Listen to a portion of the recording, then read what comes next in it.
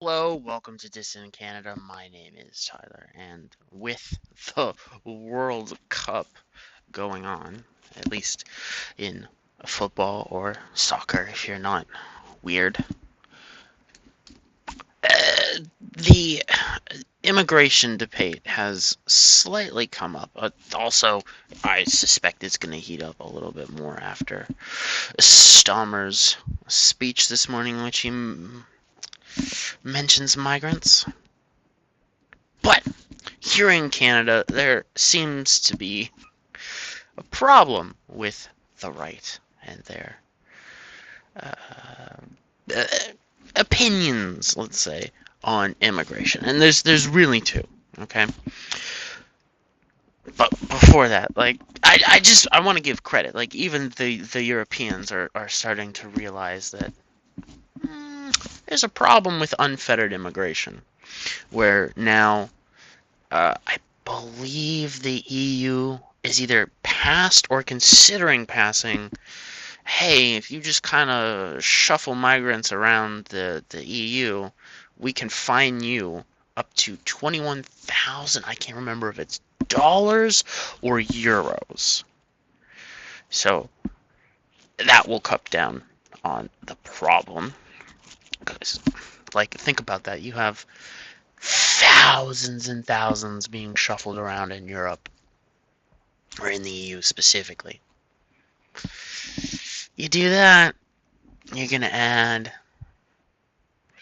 like that's a lot of damages you're gonna have to pay, and with the economic woes in Europe, like that's the, governments don't have that kind of scratch just lying around, and yeah, maybe they can sell some bonds to cover it. They really don't want to. Um, even here in Canada, you're seeing the left get slightly better. Now, I'm not saying they're on the right track, or, well, maybe they're on they found the right track. They're not on it. Like, immigration is specifically the temporary foreign worker program here in Canada, which is the Canadian equivalent of H-1Bs. Extremely abused policy. Year over year is dropping. Um, I believe, what was it, 25 had like 27% of 24's numbers. So that's the right track. Like, yeah, the one bill that not recently passed, but passed under Carney for relaxing Canadian citizenship is actually being used for deportations as well. There's a clause in the bill for that, which is I find that kind of funny. But of course, the Liberals are keeping it on the down low. So, because bleeding hearts can't expose that they're not actually bleeding hearts to the masses. Anyways, the Canadian right. There's basically two positions. There's the um, those in office positions, what they're willing to state publicly. So you can think of that as Con Inc., which is there's been multiple reforms. The most recent version from Pierre is, hey, we're going to match immigration in gestation, so incoming immigrants, to homes being built. Okay, fine, but you're just assuming that's the only problem. Like, you're looking at it that this is the cause of the housing crisis, and to us, it's not the cause of the housing crisis. The cause of the housing crisis in Canada, the cost of living when it comes to homes, is the number of homes being built is radically dropped, especially after 2008, year over year. That has to do with banks not really wanting to lend unless it's a surefire thing because they have balance sheet problems. This completely ignores the fact that you have people who have gotten into Canada fraudulently. The evidence is all over the internet if you want to look into that. You have people who are here in Canada who do not wish to think themselves as Canadian. They are just extracting wealth, if you want to use communist ideology as your talking points, which it's accurate enough. Um, so, like, even if, okay, you want to tie it to housing, you're still not on the right track. Like, you're not as bad as what the Liberals have done, and the left in general in the West, but you're not 100% right, alright? Like, immigration should be all about picking the right people for your country. It's very similar, everybody uses the analogy of your own home. You don't let just anybody into your home. And you don't let, whoever you invited bring whoever they want into your home. It's very similar, except you have to be, I would say, more discerning, because, maybe your buddy that you invite over for, drinks and hang out, that's one thing, but maybe you don't actually want him in your country. It's a very different thing. Anyways, the other thing, well, I'll just keep. There's also some limited, unfettered migration from those in office that are claimed to be on the right, at least. Um, they've defended the temporary foreign worker program so many times, like just now, because they've flipped a little bit and said, we'll tie it to housing. Doesn't mean they haven't said that in the past. As you can see, politicians do not believe in any core values, just whatever gets them elected.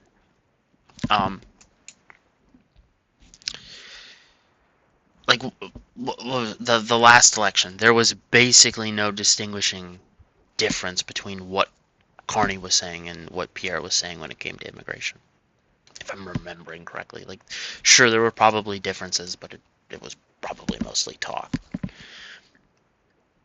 Now, and then the other section of the right here in Canada is becoming more discerning, okay? And you could certainly make the case that their immigration policy is ethnically based and race based, which it to a certain extent, basically they're saying no third world, which I don't exactly agree with, and I'll get into why I think they're wrong on this. But what they're saying is basically, we should just import the Europeans because we have a shared culture and blah blah blah blah blah. Okay. Your discernment is based on ethnicity and race. There's problems with that. One of them is, have you noticed the Canadian governance system, legal system is very authoritarian based? Parliamentary systems give power to the radicals. Yes, Canada was built by European settlers, but they built an authoritarian hellhole that was just rife with exploitation. And now you want to bring in the descendants of those same people with no other discernment so that we can make the situation here worse. Like, the Europeans, even before, let's talk about the migrant crisis, went along with the EU's authoritarian nonsense. And when I say EU's authoritarian nonsense, I mean, like, the founding of the European Union itself is European nonsense, because there are the people who can override basically everything and control everything are not publicly known and just chosen behind the scenes. These are non-public figures making policy decisions. that impact multiple countries. And you're saying this union, all right, this European Union, can dictate to member states what they need to do politically with not being able to say, no, we reject this, we are not going to do this in our country. Yeah, let's bring those people over who are very authoritarian and have been for ages. Yes, I understand that European settlers settled in America and created a more freedom and liberty-minded place. Okay? The ones in Canada didn't, and the Europeans that you're going to attract to Canada are not going to be the more liberty-minded people at this point in time. So your immigration policy is guaranteeing more authoritarianism because it's race-based. Now, my opinion is with immigration, there should be great discernment, but it's not on race or ethnicity. It's based on do you wish to be Canadian? Do you wish to build this nation better? All right, not build back better, but just continually making it better. You know, the idea of planting a tree that you will never know the shade of, but your grandkids will. That philosophy. And those who are ideologically aligned with the values that Canada represents, which I know that is a hot topic to talk about because who can define what is Canadian values anymore? Which I really think the big problem with immigration is we first have to define who we are and who we want to be going forward in the future. And from there, we can pick who we want to bring in to Canada, regardless of race. Right? And I think there is also a smaller sect that says, you know, moratorium on immigration for a very long time. I'm against that, and that's just because there are sociological and economic issues that are tied together with that problem. So, first off, Canada has a massive shortage of doctors, qualified nursing staff, and skilled labor. The people who are supposed to come in under temporary foreign worker and other programs like that. And I'm not saying here, you know, like say Vivek Ramaswamy or Trump a few times, that Canadians are not capable of doing these jobs. I'm saying there's a time problem in there. Like, let's say we start running mass deportations in Canada. We're going to run out of not skilled labor, but also labor in general, because Canada's population without immigration is declining. So, like, you run into economic problems that are going to cause social problems because, hey, if I can't call up my plumber for, you know, come fix the toilet, like, that's going to lead to some severe problems, so on and so forth, down the line. It's not just, oh, hey, I can't do this, or like you could very easily run into a situation where a lot of businesses have to shut down because they can't get the staff, not because they're not paying enough and people aren't willing to work, it's because there's not enough people.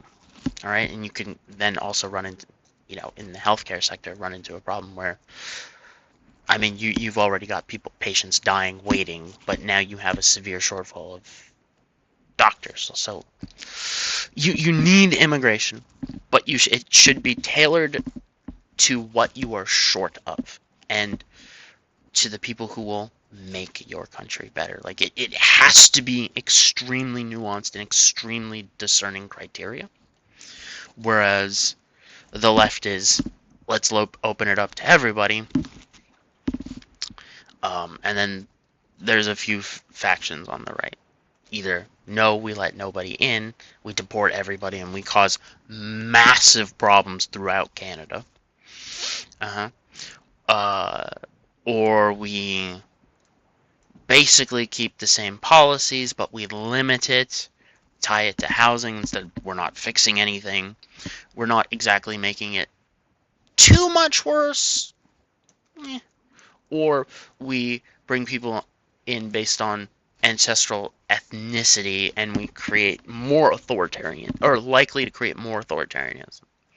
Because remember, when I say that, I'm thinking like if you're freedom-minded in the world, all right, you're either going to go to the United States or you're going to go to certain countries that, while do not have the same freedoms as the United States, you will have a freedom of capital that you will not anywhere else, and are typically warm weather climates. So what Canadians would attract would be the authoritarian Europeans. You may even get like severe monarchists, which that's a terrible idea. Terrible idea. Like, you very well will likely attract the people in Europe who voted and support the nonsense in Europe, but have now realized that Europe is no longer a good place, and they'll just continue perpetuating their ideas in their new environment of Canada. Do you really want to risk that, or do you want to be like, maybe we just don't settle on race-based and ethnicity-based policies. We go all the way, and we just ideologically. But to do that, first we have to define Canadian and what the future of Canada is, which is a much harder thing. And like, people need to stop looking back and saying, "Oh, we need to go back there." All right. The reason I say that is because there's a direct connection of where we are to where we were. It's a very simple path to follow. Like, if you're just saying roll back, all right, the people who are unhappy to where we rolled back to will likely continue paving the path we already went down. So, for example, if we rolled back to Harper era shenanigans with Pierre, we would likely get a Trudeau-like response from the left. And then you would likely get the multiple responses you got from the Conservatives, or like those responses. So, like, you'd get a Scheer, you'd get an O'Toole, you'd get a Pierre. And then, you'd likely get another close to, because you're not going to get exact, Mark Carney. All right? It's not good enough to say we have to go back. We like some things from the past. We should try them out again, see if they work, but we should adapt it to the now, here and now. It's very much the nostalgia trap, all right? Like, I would love to go back to, like, 2003 or 4. And, like, being a kid, playing Halo, Pizza Mountain Dew, Linkin Park, all that great things. I want that time period. That's what I say when I'm like, when I get the feeling of like, oh dude, I want to play some Halo 2. It's not that I want to play Halo 2 specifically, even though Halo 2 is great. It's I want to go back to that time period. And it's a nostalgia trap. It's the same thing with if you go politically and you're saying, I want to go back to the Harper years. It's a nostalgia trap. You want to go back to when, things seemed better. But if we step back and we look, again, there's that path that we are ignoring that leads to today.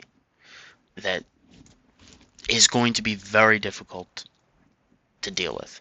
So it's why immigration policy, I say, is you have to be very careful with it, and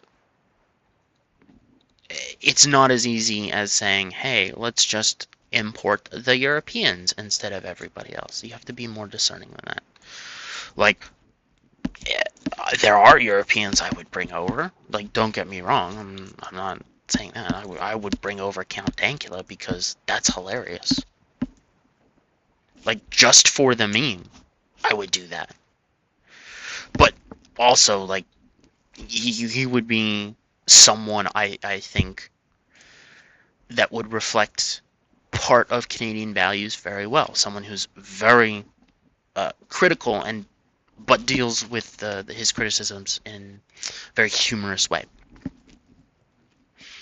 I think it's great, and like, you know, the thing he went to jail for is, or was convicted of a crime. I don't remember if he spent time in prison or not. Is like, as a joke, it's hilarious. And then they went after the right wing side of that, but not the pug that was, you know, raising its paw to black power, which is, you know, very equal and polar opposite. So, I mean, if you could get, say, like someone like maybe Carl Benjamin, I think would also be a good, but he wants to. You're never going to get that because he wants to defend his homeland and make it better. So like, you're likely not going to get him. So like, there are Europeans you could bring over that I'd be like, yeah, no, they actually make a whole lot of sense. But like, you have to realize that Europe is extremely left-wing, objectively. Even the right-wing politicians that are being screamed at that they're Nazis are extremely left-wing. Like, if I'm not mistaken, the AfD in Germany, all right, are like very much for socialized medicine and a relatively big social state, like a social program state. They're just anti-mass immigration. Like, that's still very left-wing objectively. Like, Canada, sure, right now is very far left-wing objectively, especially when you compare it to the United States. Like, even the conservatives are extremely left-wing. Like, you don't have any real conservative that's in power saying, hey, you know what, maybe we should rethink completely how we do healthcare in Canada and our social programs. Should we do them? Like, I'm not even saying, like, repeal them. I'm saying, let's have a conversation about this. Does this make sense? Do we want to go down this road? And I think the biggest problem, all right, with the immigration debate globally is the first thing you have to do is define your nation and what you want your nation to be. Because once you get that, everything kind of just falls in place. Of like the policy that you want to take on basically any direction. If you can define yourself and where you want to go, you just have to create the path. It's not that hard. I mean, it'll be incredibly difficult to execute and do that, but once you've got a general outline, it's less difficult than you would think. Or that it seems. Anyways, I will leave you with that for today.